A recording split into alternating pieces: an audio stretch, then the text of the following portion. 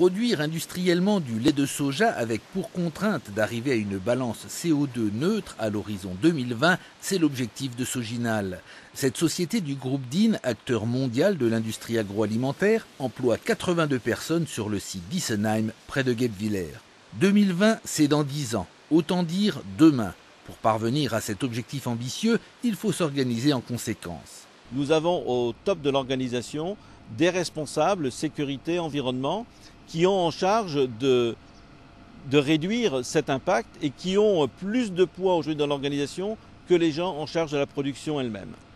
Pour réduire les consommations d'électricité et de gaz, la première attention se porte évidemment sur les installations les plus gourmandes en énergie, comme ces groupes froids. 2 jours d'études et de tests de fonctionnement à moindre régime ont permis de revoir à la baisse les débits et pressions nécessaires pour les besoins du process. On suppose qu'on ait au moins 40% d'économie d'énergie électrique économisée sur le fonctionnement des groupes froids. Mais le souci qu'on a aujourd'hui, c'est qu'on a du mal à estimer équipement par équipement. C'est pour ça qu'on a un gros projet de mise en place d'appareils de mesure et d'enregistrement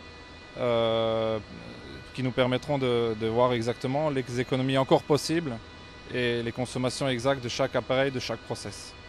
Un projet déjà bien avancé puisque des compteurs de toutes sortes ont fleuri partout dans l'usine, à commencer par la chaufferie.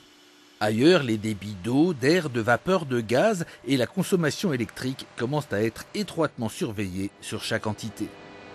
Aujourd'hui, on arrive déjà à faire certaines mesures et certaines analyses, mais on n'arrive pas encore à exploiter les mesures correctement parce qu'on n'enregistre pas tout.